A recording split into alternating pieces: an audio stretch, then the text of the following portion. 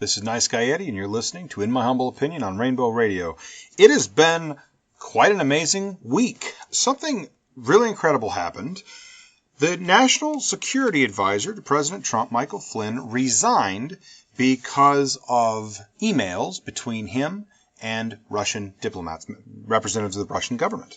The National Security Advisor resigned because of emails showing improper information being passed between him and the Russians during the election.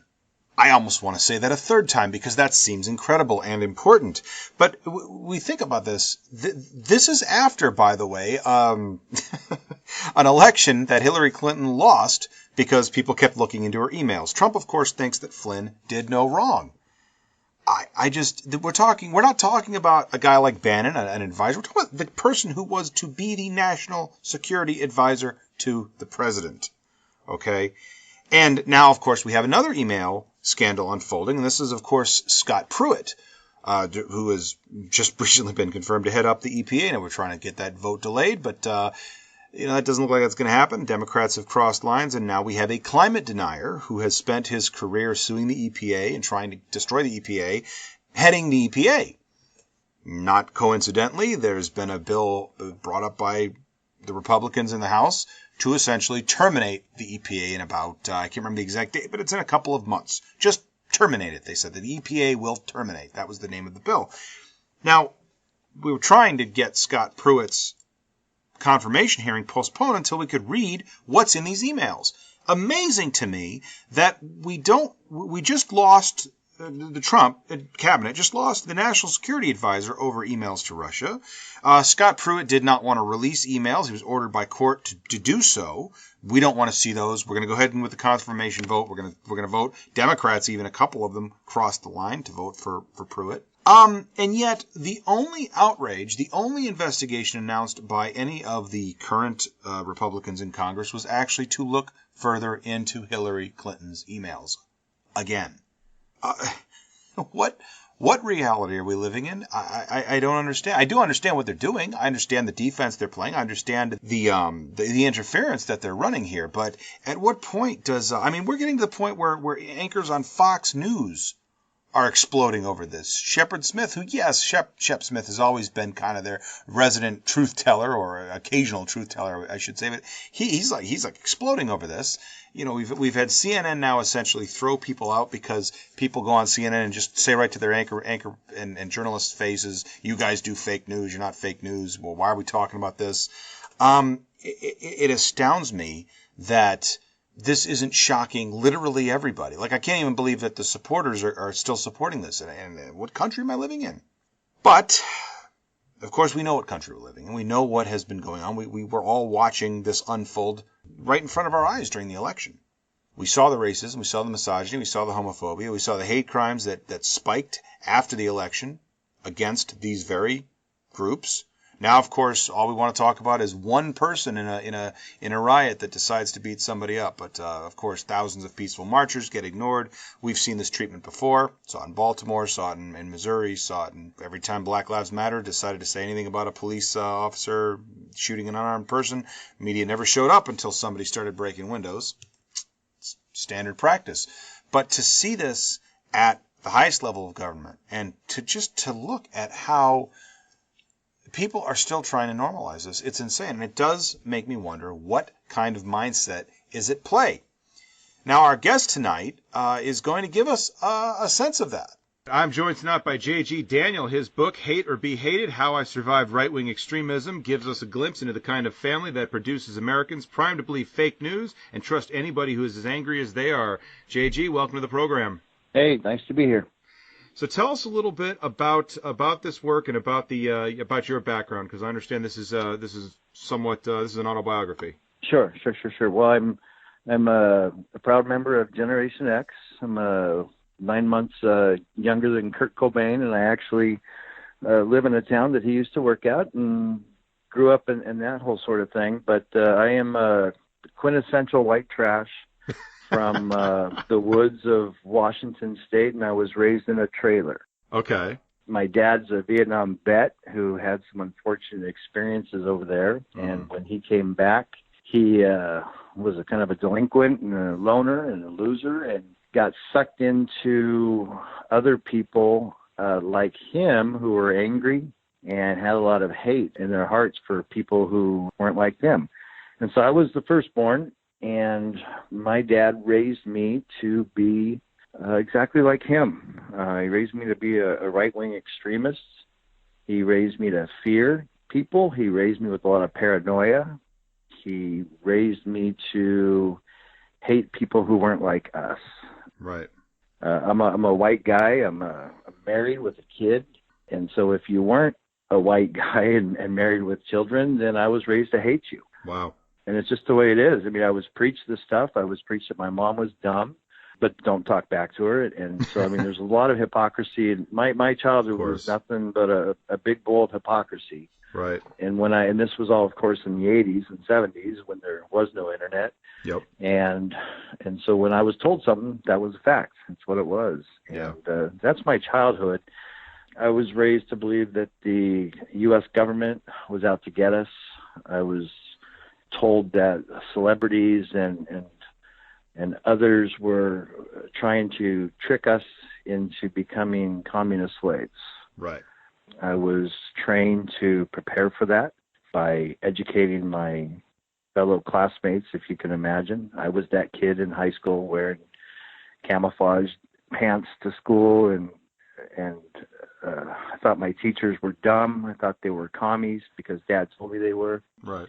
And I would warn people about the New World Order in 1983. We lived a bit off the grid, and again in a trailer, and our property was surrounded by rusty cars and other junk. We were hillbillies, and I was taught not to go to college because you'd get brainwashed. and that's the childhood. I guess the biggest part of that was when I started to reject my dad's ideology, right? Because a lot of it didn't make sense. Sure. And I got involved in music and some of the arts, and it was really kind of a turning point for me. But it was also a real struggle because I wanted my dad to love me and be proud of me and all that nonsense. Yeah. Well, I don't know if it's nonsense, but yeah, I mean, it's maybe under the circumstances. I think most kids want that. I think most adults want that. Actually, even now, I mean, I haven't talked to either one of my parents in years, and of course, I it pisses me off, but it is what it is because I can't be a part of their nonsense anymore. And when I published this book, of course, that was the final blow in the relationship, and none of my siblings or cousins or aunts or uncles or my parents have anything to do with me or my wife or my son. That is I mean, that. Well, this is America today because unreal. I'm just, my division with my family happened before this election. Yeah. But it's the reality of what America is, because you have people who have love in their hearts and you have people who have hate in their hearts. And, exactly. And unfortunately, the people that had hate in their hearts was probably about 10%. But nowadays, it's probably about 45%. It seems to. And that's the way it is. And I don't know how you can be around people who've got so much hate within them. And I can't, and I won't. Yeah. And so, and obviously, people who are full of hate can't stand people who are happy. Yes, this is true. They choose not to have anything to do with me or my family. Yeah. Wow. I mean that takes.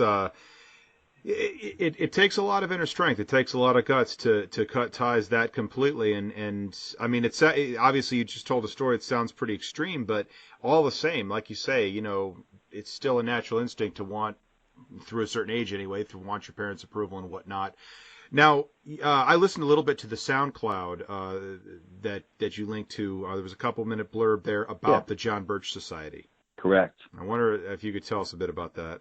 Well, so the John Birch Society is a anti-government right-wing extremist organization. Was formed in the late 50s by a bunch of greedy pricks, greedy old white pricks in America.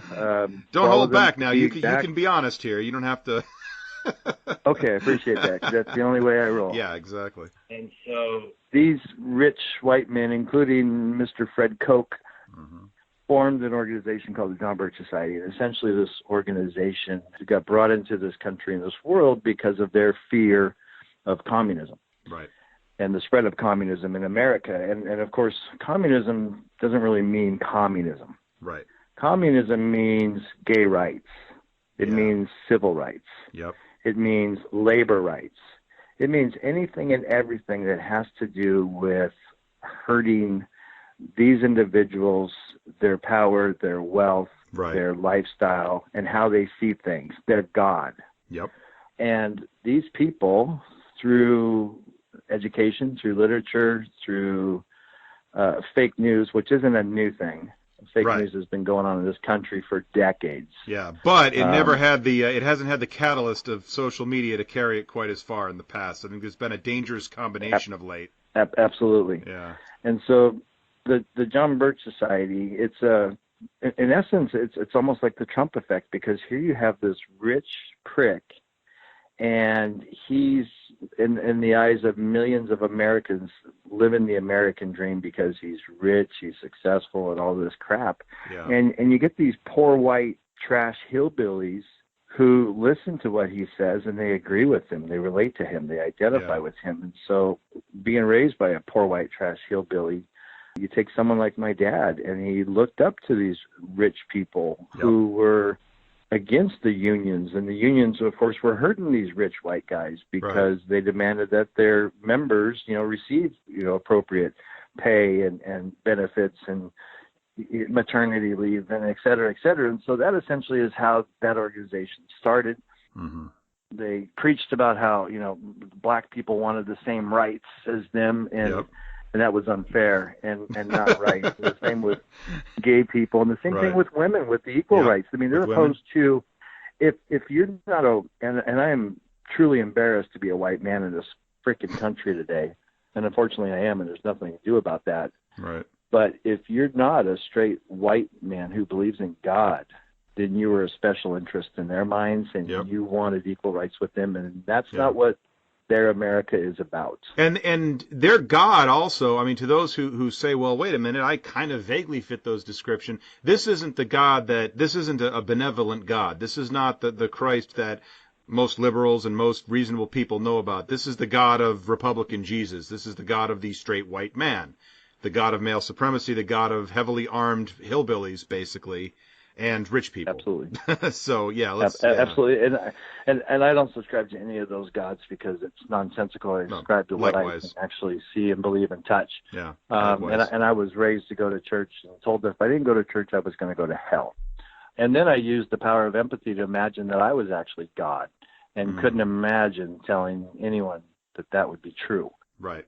Yeah. And so basically, if you weren't a straight white male who feared God, you were a communist. Mm-hmm. And so the term communist is kind of a loosely used term back then, but that was the term they used. It's not being used today, but it's the same thing. But we'll call Muslims communists for right now. Right. Because it's the other. That's what they view Muslims as. Yeah, it's just any word for the other. Yeah, it's not an ideology. It's not an economic system. It's a catch-all for the other. Correct. Yeah.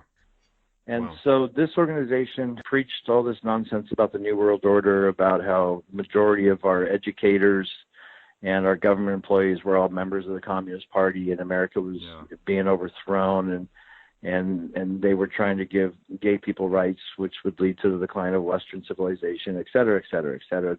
This was essentially my childhood, where I went to their summer camps for a week and learned about all these evils. When I was 12 years old, Dad had two AR-15s, like the M16 style machine gun that the Army uses. And he actually had me in prone position in front of our trailer, pointing down the driveway, yelling that Russian Jeeps were coming up the driveway. And I would unload the clip in the machine gun. At 12 years old, I was shooting a machine gun down my driveway, imagining that Russian Jeeps were coming up the driveway to take us away. Well, hold on a second. Just for a split second there, forgive me, but I'm going, wow, that actually sounds pretty cool. That sounds like that could be a little bit of fun. I'm joking. It's a little bit sick, but at the same time, I'm joking. But then imagine spending the rest of your life, of course, where every time you see a black helicopter in the sky, you take cover, and you question everything that's happening around you because you don't know what's real and what's not. Right. So this is an upbringing of constant gaslighting, basically. Daily, absolutely. Yeah. Absolutely. And so that was essentially the childhood I had. Wow. I mean, there's a lot more to it, but and for me, it's been a struggle of trying to break free of what I was brainwashed with as a teenager, and to actually break the cycle of it truly without patronizing my parents. Because I think there's a lot of people in this world who may not agree with their parents' racism or sexism or bigotry. Yep. But they go along because they want to make mom and frickin' dad happy and make them love them. If you look at people like Donald Trump, who wanted to make his dad happy. Yeah, true. Look at people like Ted Cruz, who wants to make his pastor father happy. People like Rand Paul. Yep. You know, these people disgust me because Ted Cruz is loved by his parents for being a prick. And I am hated. I'm hated for being honest. Right. And I've got a huge, you know, I get angry just talking like this. But it infuriates me that so many people will just put their conscience aside. Yeah. And go along with their mom and dad. Racism in America today only exists because of brainwashing of our children. Yeah. You know, I've got a son who turns 18 today, and my kid can think and do whatever he wants to do. When we're watching, you know, Rachel Maddow or whatever, we don't even, our kid, he can watch, he doesn't have to, he can do whatever he wants to do. We don't preach to him. Yeah. Even though he knows how upset we are. Right.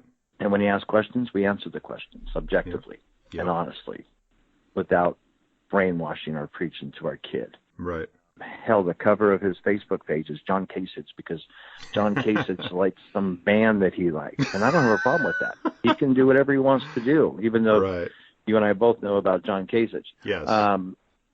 Which you know, sadly, sad thing to say is that among Republicans, among the what is called the right and the left now, he's arguably one of the best Republican governors out there. Oh, you and I would both write checks today to have him be our president. Oh, yeah, without question. Well, I mean, compared to the status quo, well, hopefully not for long. Do you remember how much you and I were opposed to Mitt Romney 5 years ago? Yeah.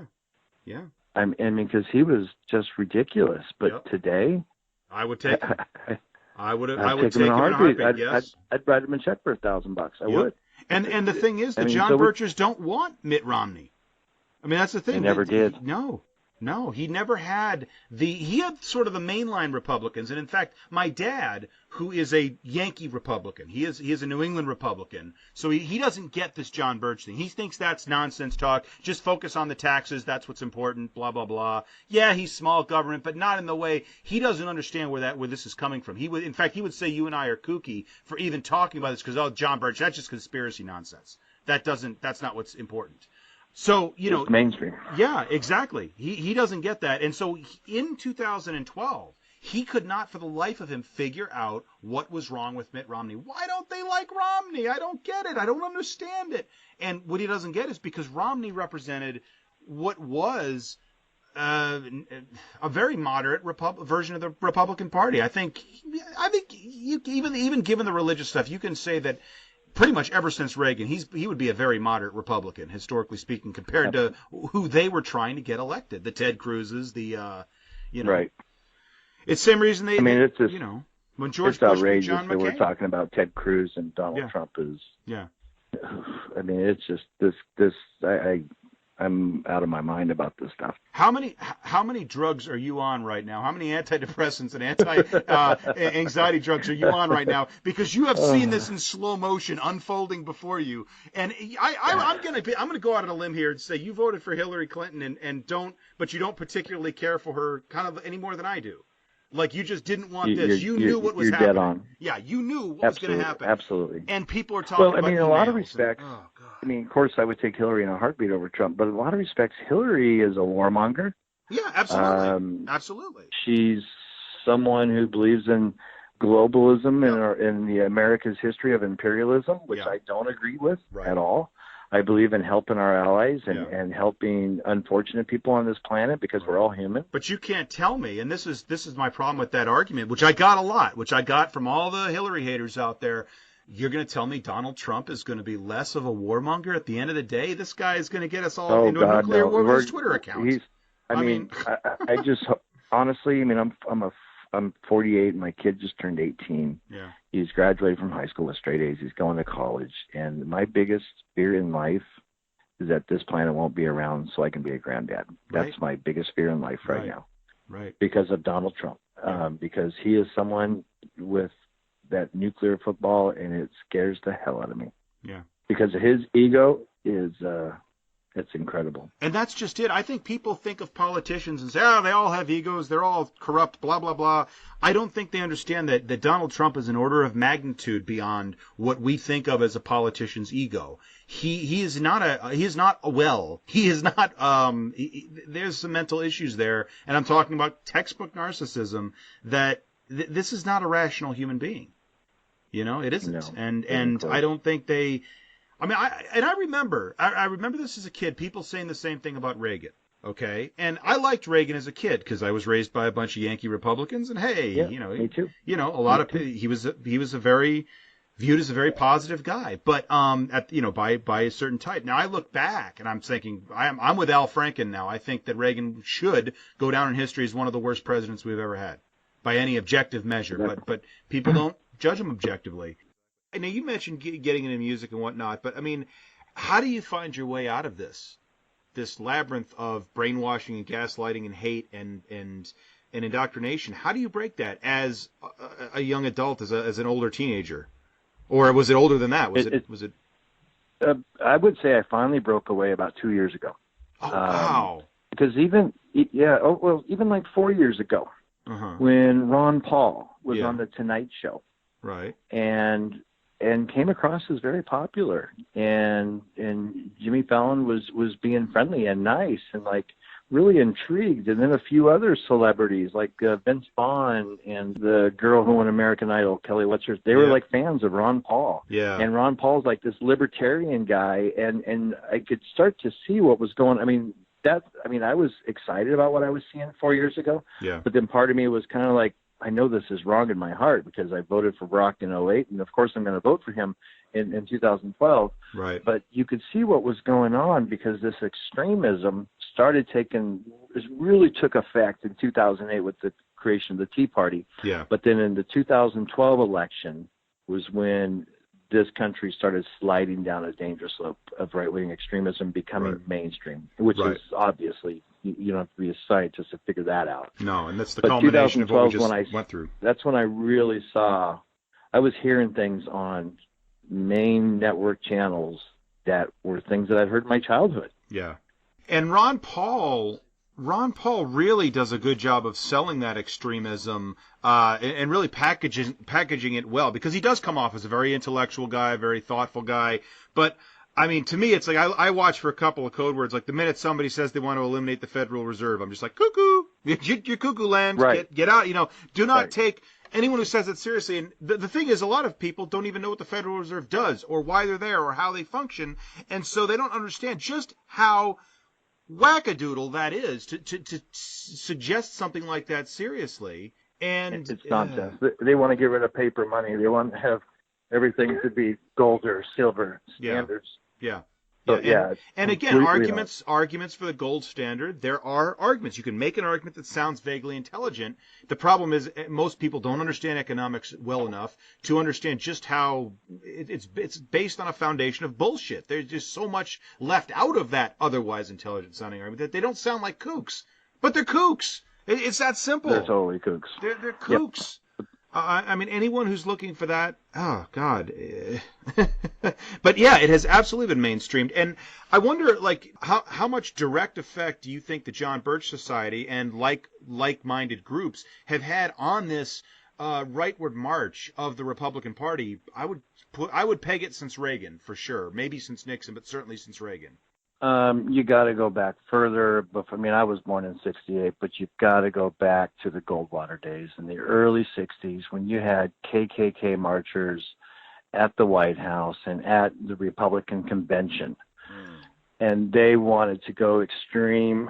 And that's when it really started. When the John Birch Society was formed in 1958, right? And they tried in '64 to put Goldwater in the White House. Yeah. And, Nelson Rock, and I only know this because of, studying this stuff, but I mean, they wanted Goldwater to be in the White House in 1964.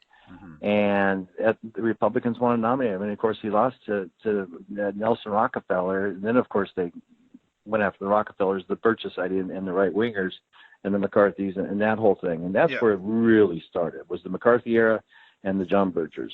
Everything, the alt-right, the Tea Party, the GOP, I mean, it all comes back. It all starts at the John Birch Society. And, of course, John Birch Society is not a very popular mainstream organization. No.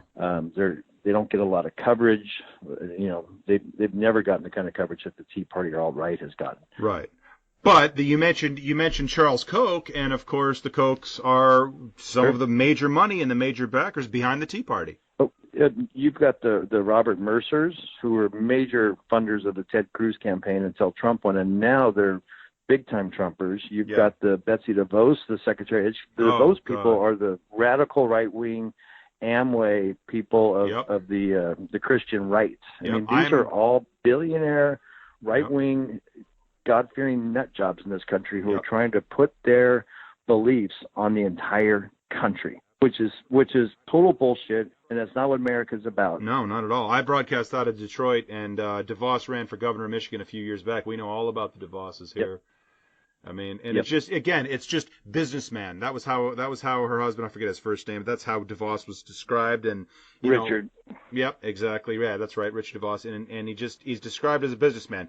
There was no discussion of far right ideology. I mean, it was ridiculous how mainstream this is packaged. And now, of course, the Supreme Court nominee Gorsuch is being presented as if he's some sort of mainstream judge. And this is a guy who has a lot of judgments that, given any historical perspective, are well outside of the mainstream. It's ridiculous. I mean, they behold your liberal media. I mean, and I'm no expert on what's going on inside the White House today, but when you look at his cabinet and all of his appointees, it's none of these people are mainstream. Donald Trump is not mainstream. No. I think, Jeb Bush was probably the last mainstream Republican who ran for president, I guess. These are extremists. They are running this country, and I'm scared. I don't know what to do. This is my nightmare coming true, but it's not in the form of, a Jane Fonda or a Lenin or Stalin. It's an American businessman, and the sad realization for me, being raised as a right-wing extremist, and I was a right-wing extremist for years. Right. But the sad realization is it's not communism, or communists, it's not blacks or gays or women or socialists or humanists or environmentalists that were my nightmare. It was the people I was with.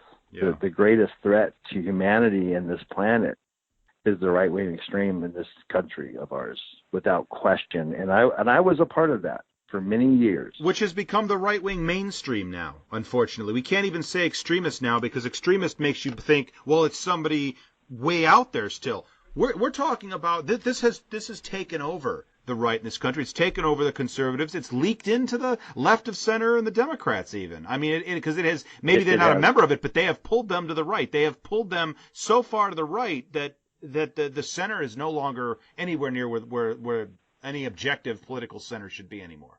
So this is the mainstream Republican Party is what we're talking about now, sadly. Absolutely, and there's very few patriots left in the White House or in Washington, D.C. There's a few that are willing to stand up, but, there's a few conservatives who are willing to stand up, like John McCain and Lindsey Graham, Flake. And hopefully they will continue to stand up, because I believe those guys are more loyal to the Constitution in this country than they are to the GOP. Right. But right now, politics, I mean, you've got guys like Paul Ryan. I mean, these guys are criminals for what they are doing. They are putting party over country. And until it stops, I don't know how it ends up. And yet Barack Obama, who was, if anything, somebody that liberals look at and say, way too soft on the right, way too conciliatory. That was mainly his main faults. And yet he gets blamed for dividing the country by these very people, because he dared point that out. He dared say that there were some Republicans, namely the people who were cock-blocking every fucking thing he wanted to do, And he pointed out there are people in the Republican Party who put party over country, and boom, suddenly the entire right hates him. How dare he make an accurate observation of what we're doing? Yeah. I mean, and call us out. And suddenly that's dividing the country. Not the people that he's calling out. They're not at fault. He's at fault. And the mentality of that, once you realize, I mean, that's when somebody wants to blame Obama for racism. I'm just like, I'm out. I'm done. We can't talk. Right. I'm never going to reach you. I am never going to reach you. You're never going to reach him. It's a complete waste of your time. And the reality is, if Barack Obama was a straight white man, the Republicans, frankly, when you look at what he did over the 8 years, he did a lot of great things, but he was really soft on a lot of issues. If you look at his position on gun control, George Bush, the younger, actually did more on gun control than Barack Obama did. Yeah. But Obama is painted as the extremist simply because of the race and the D after his name. The D after his name has a little bit to do with it, but it was a losing proposition to him, frankly, because of his skin color, and because of the conspiracy of the birtherism issue. Right. Clouded a lot of people. There are U.S. senators today who still believe he's not an American citizen. Right. Which is incredible. There are U.S. senators who believe the Sandy Hook never happened. Which is nonsensical. I mean, there is a lot of nonsense that somehow gets elected in this country. And unfortunately, the left is not immune from this. You have your 9/11 truthers, you have your conspiracy theories all over the political spectrum. But yeah, it is amazing that the level of that somehow believing conspiracy theories makes you wise. And again, we're not immune to it, but that is much more of a right-wing mental illness. That is a much more of a right-wing problem. This conspiracy theories. Again, for someone who has spent the majority of my life being a right-wing extremist, and I would say I'm fine if you want to call me a left-winger or a libtard today. But the one thing I can tell you is that for all the decades that I spent being a right-winger, most of the crap that I believed and I was taught that was not true, I believed it without facts. Yep. But I will tell you that as someone that's involved in how I am now, when you look at the Russian meddling, the FBI meddling in our recent election, part of the problem right now is that the things I just spoke about, you could say are a conspiracy. Yeah. And that's fine, because obviously if there was blatant proof and it was pursued, then our dream would come true, and someone would, be hung for treason, right? Which would be fine with me. But part of the problem is that typically liberals are people that have gone to college, they've been educated, right, and they know how to use facts and reason to come to conclusions. Yep. Conservatives are, when I did go to college, I was warned by both my parents to not go. They're going to brainwash me, I was taught. Right. And so, for the most part, liberals are people who have been educated by, gone to college, and Republicans and conservatives, for the most part, are people who haven't. Yeah. And they've got very narrow-minded belief systems, but they love conspiracies. And part of the problem right now that I'm seeing is that there is a major freaking conspiracy regarding the Russians and the FBI and Donald Trump and Steve Bannon and half of his cabinet, if not more, and you could take it some Republican senators and congressmen as well. Sure. And liberals are not pursuing this. And there is a smoking gun here, and it's not being pursued. It is the issue. It's the big issue. It's the overthrow, corruption of our government. And right now, the way that Steve Bannon and Donald Trump are playing the current news cycle is brilliant. Oh, absolutely. Donald Trump has been playing the media since day one. It is no more or less brilliant than what they did with Hillary and the stupid emails. Oh God! Because but the reality is Donald Trump won the election because of stupid emails. Yeah. I think we can all agree on that. Right. But the reality is that the machine, the right-wing machine, perpetuated that so much that people started to believe it. And right now, the number one issue in America isn't that our government and our country is being overthrown by these extremists, the FBI and the Russians. The biggest issue in this country is this stupid Muslim ban that is not even in effect or taking case, but it's the number one news story, and we're no longer talking about what has happened in America. Exactly. He is going to get us to stop looking into his affairs by doing stupid shit.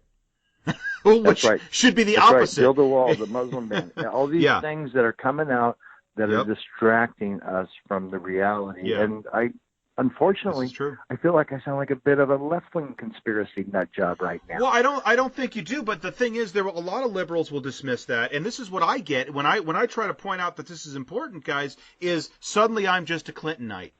I'm just someone who doesn't get why what the truth You're about a Hillary sore Clinton. loser, pal. Yeah, exactly. And I'm getting that You're from a sore loser. I'm getting this from the Jill Stein voters, some of the Johnson voters, certainly the Bernie bots, the guys who are Bernie or bust. And I voted for Sanders. I did. I supported Sanders. But you know what? On November 8th, there was like, okay, I can get some good and some bad, or I can get my absolute worst fucking nightmare. What am I going to vote for? And to me, it's idiotic to vote for anybody other than Hillary on November 8th.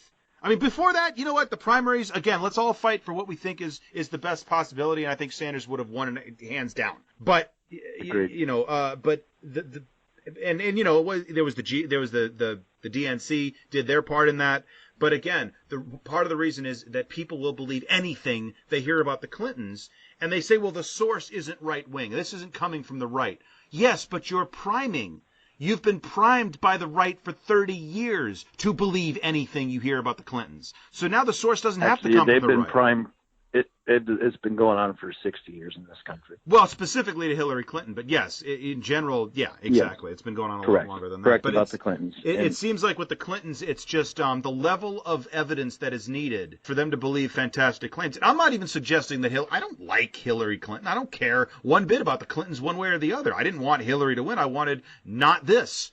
I mean, we're in a position, like you said, I would pay good money to have Kasich be the president right now, and I hate John Kasich.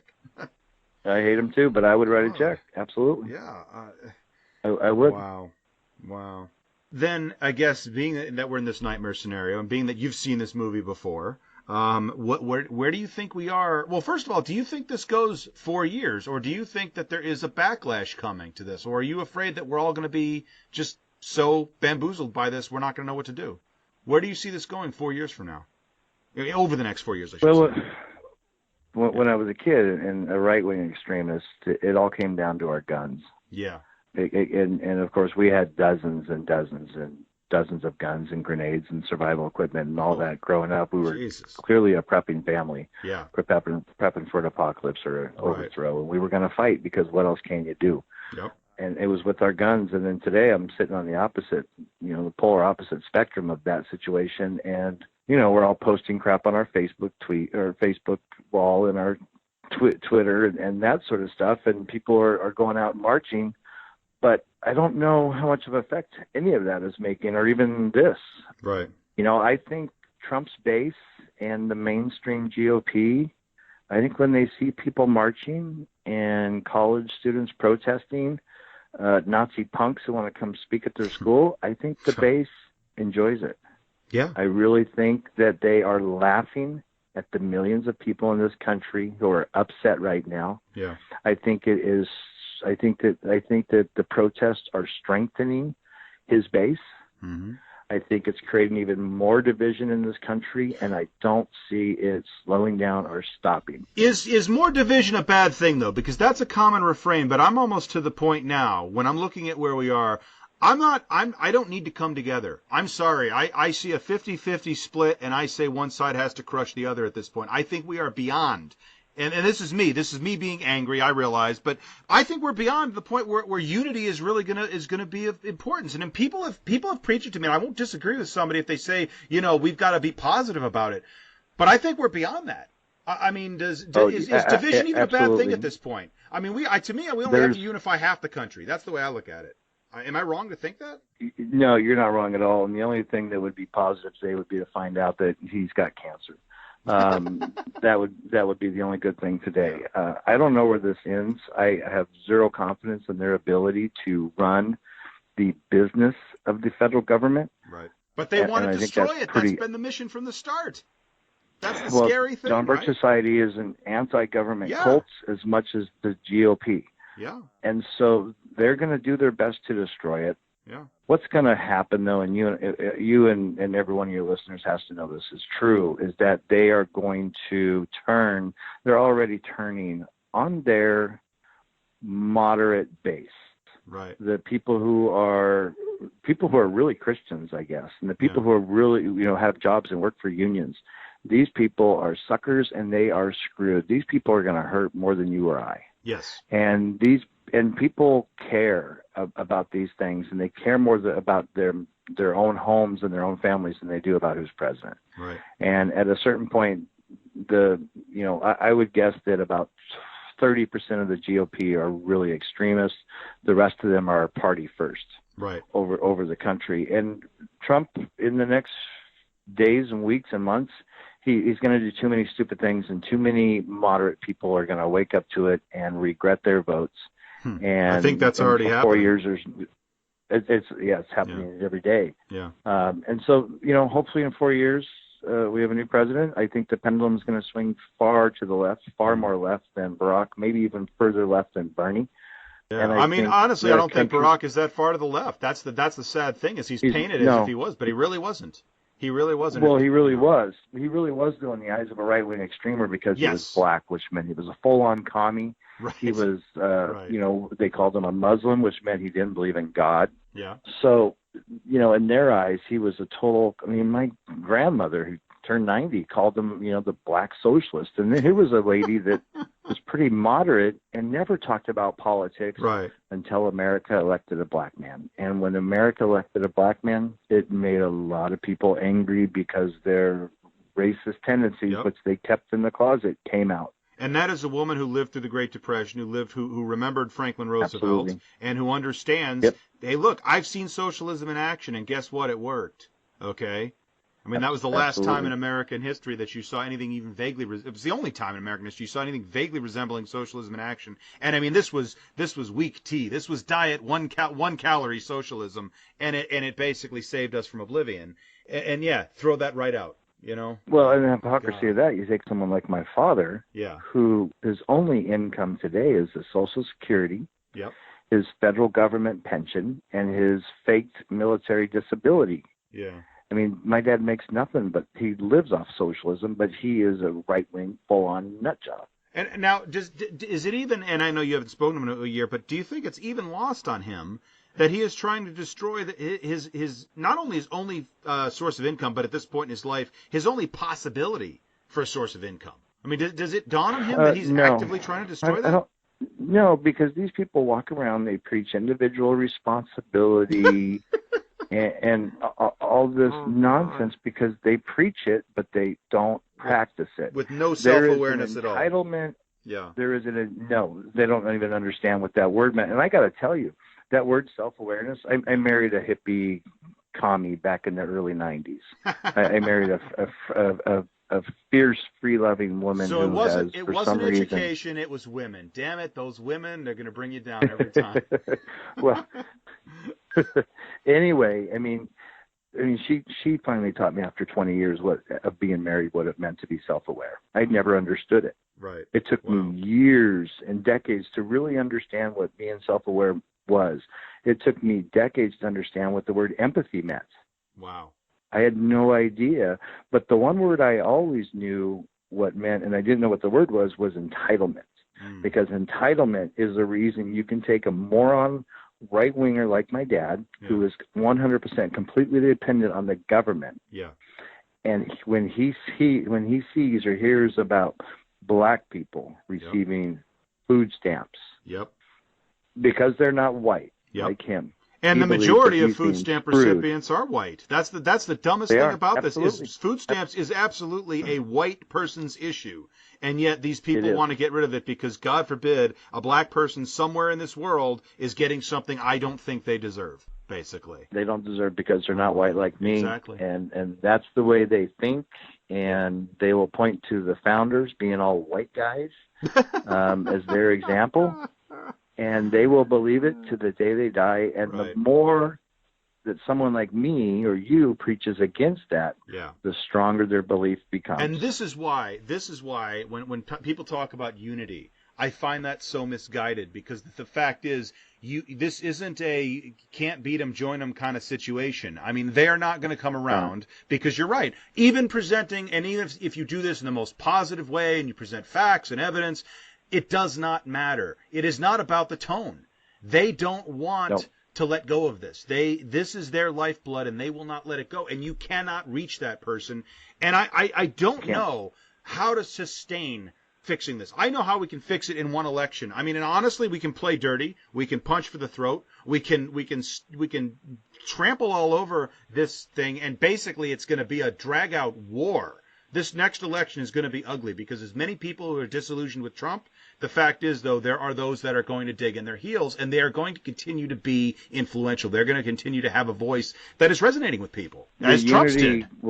The unity will never take place between the left and right in this country, ever again, in my opinion. Right. I'm currently writing an article for my blog, and hopefully we get published on how to deal with the right winger. I was going to ask you how you deal with it, because obviously you're in the business of it. Well, so. I would say that 80% of the people I know or work with or whatever are on the right.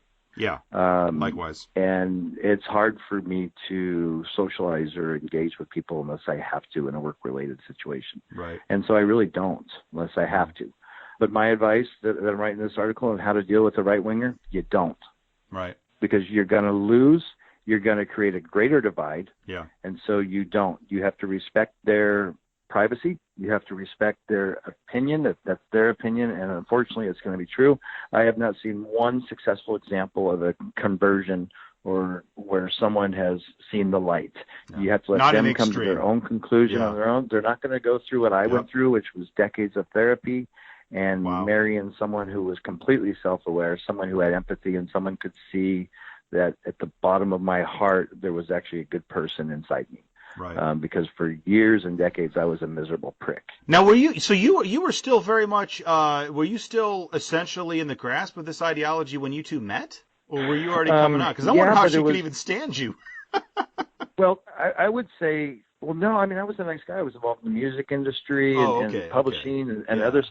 But at the core of me were all these fundamental right-wing beliefs. Right. That I was able to kind of suppress and bury. But like my nice, sweet old grandma, who for years never ever talked about politics, she recognized my dad as a nut job in the 80s and 90s. But when a black man became president, my grandma came out of the closet. Right. And that's what's going on right now in this country. When the black man became president, people came out. People came out against him. And that's when the division unfortunately started. And so, Trump my just advice, played right to that. Right wingers, you can't do anything. Yeah. The unity in this country has to happen in the center and on the left. Yeah. The left has to recognize that people like John McCain and Lindsey Graham and Jeff Flake are critical to the survival of this country. Right. There's people on the left who are betraying, or Democrats are betraying other Democrats by playing politics. And the politics, I believe it will stop, because at a certain point, there's going to be other crises that are going to happen tomorrow and probably at 2:00 today, because of the Trump machine and what they're doing. Yep. But at some point, he's going to go too far. Well, but what is too far for these people, though? I mean, well, the moderates. Okay, I got you. Well, you can't. I mean, like, I've labeled the GOP as evil today, but you can't do that. Because people who voted for Trump, and I don't know how many millions of them, they're not 100% on board. A lot more. I believe that there's probably 10 to 20 millions of people who voted for Trump only because they didn't want to vote for Hillary. Right. And that, of course, is the result also of brainwashing. Not everybody. There are people who are full-fledged communists their whole life, but it's largely, when you're talking about the big numbers, that's that marketing and that gaslighting and that brainwashing that the right wing has been doing very quietly and not so in your face for. I'm going to go back to, because we're talking specifically about Clinton, I'm going to go back to 1992. I saw it from not 92, 93, the day Bill Clinton took office, and Rush Limbaugh essentially started his show with, "This is now day 17 of America held hostage." And I remember at the time going, what the dude hasn't even done anything yet. What is this American held hostage crap? Because I didn't fully understand at the time the mentality that this guy was already tapping into, that this ready-made audience was already there, but it was quiet. It was not something that was in the mainstream yet, but he was tapping into that even back then. And he was already primed. This hate campaign against Hillary Clinton has gone back to 1993. In a big way, and yeah, you're right. It's definitely been primed long before the Rush that. Limbaughs, the Fox News, Yep. the Glenn Becks. Yeah, and now Glenn Beck wants to come around. Glenn Beck now has buyer's remorse on this, and I to this time I'm just like, you know what? Fuck Glenn Beck. I don't want to hear you talking reasonable now. You blew it, pal. I don't care if you want to now come out and say, well, it's gone too far. You know, we're being taken over by Nazis. Fuck you, Glenn. You know, no, that he should be the first one to hang for all of this shit, because he brought it about, and now he wants to play like he wasn't a part of it. And if he really wanted to turn the situation, he would do more about it than just trying to be a media personality and commenting on issues. Yeah. If he really wants to prove how much he's turned, he needs to step up and do something. Do something real. Unfortunately, the people that Glenn Beck, I think of all if you take the big names, the O'Reillys, Limbaugh, Hannity, Glenn Beck, I think Glenn was by far the farthest out of the mainstream of those guys. The guy who would really embrace the conspiracy theories, the guy who would really embrace sort of the John Birch, not by name, but the John Birch mentality, more so than the others. And the problem is that his fans specifically, they don't want him. He would lose his audience if he really did turn in any significant way. I mean, he's kind of playing it safe by criticizing a guy who's as buffoonish as Trump, but he's not going to make any real turn. He's not going to, because they would turn on him like a pack of rabid dogs. He would be. And the reality is, if Ted Cruz was our president today, Glenn Beck would be fine with that. Absolutely. Likewise, pretty much any other Republican, but yeah, Cruz in particular, even if somebody as out there as him. No, I know Glenn Beck is a snake. I mean, he was one of those guys with extremist ideas who also, because he was on Fox News and he wore a suit and he had his little professor glasses or whatever, I'm gonna look like I'm respectable, but I'm gonna have a little bit of that, just a little bit of that fun, a little bit of that hyperbole, just enough to make it fun for people. But he tried to present it all as very respectable, and he did a fantastic job of mainstreaming some really extreme ideas in his time on Fox and on the radio, and yeah, he's among the worst of them. And now he's trying to act like he's a moderate. No, we're not going to let him do that. So back around 2012, after what was going on with the election, Ron Paul and Romney and of course Barack running for a second term, that's when I started seeing all this nonsense on TV and reading about it. And that's when I really kind of woke up to who I was and who I, at that time. And I really started to see what was going on in this country, experiencing both sides of the fence. Right. And so I started writing, just journal about, things that I was thinking and things that I knew to be true. And then and of course I was, been in therapy for years, just trying to, with my daddy issues, I guess you could say. Then that's when I started writing this book.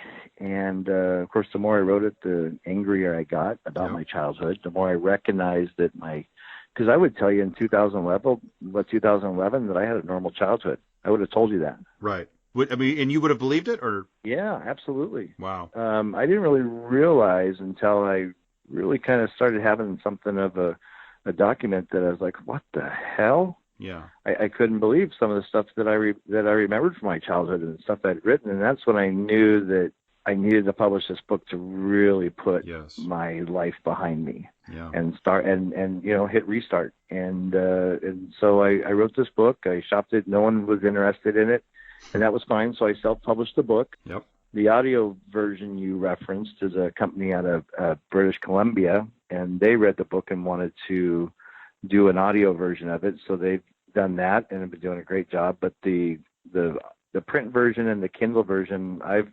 self-published and paid for all that. And presently, every time I get a check from the print company or Amazon, I devote every penny of the book to the ACLU.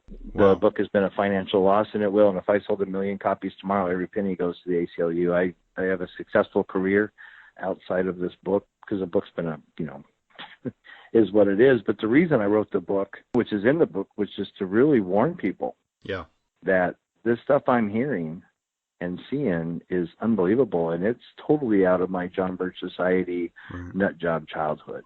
My dad's becoming mainstream, and this is not right. Right. So you've seen this nightmare unfolding for 4 years at least, then. You saw this coming even back from 2012. 2011 and 12 during that election cycle, which that's what woke me up and freaked me out. Wow. Because right-wing extremism was becoming mainstream in 2011 and 12. And 2007 and 8, I think the country had a reaction with the Tea Party being created, but 2012 is when they really got violent, in my opinion. Right. Well, the book is called Hate or Be Hated, How I Survived Right-Wing Extremism. It's available on Amazon. J.G. Daniel, thanks so much for coming on. Really appreciate you giving me some of your time. Hey, I appreciate it much, at any time. I want to thank J.G. Daniel again for coming on the program. Really enjoyed talking to him. Appreciate him sharing some of his time with me. I highly recommend you check out the book Hate or Be Hated, How I Survived Right-Wing Extremism. It's a great read. Definitely important stuff. Definitely gives some insight not just into what's going on, but also the history and how this comes about, and the ideology that you really have to be on the lookout for, because as I think it was George Carlin said, fascism is not going to come to America wearing brown shirts and jackboots. It's going to come wearing Nikes and carrying the cross, and that certainly is what has happened. As always, if you have any questions or comments about anything you've heard here tonight, or suggestions for future shows, guests, or topics, please feel free to email me at niceguy9418@usa.com. You can friend me on Facebook at Eddie Cabot, like my page there, Niceguy Eddie. Leave a comment on my blog at eddiecabot.blogspot.com. Tweet me at NiceGuyEddieCab. Hit my Tumblr up at NiceGuyEddieCabot. And if you'd like to support IMHO, Rainbow Radio, and the content creators we have on, such as J.D. Daniel, please visit my Patreon at Niceguy Eddie. And while you're in a giving mood, also go to pages.giveforward.com and search for Barbara Sobel. Donate to her fundraiser for her medical expenses related to her 9/11 illnesses. Thank you for listening. Hope you enjoy the rest of your evening. Keep it tuned to Rainbow Radio.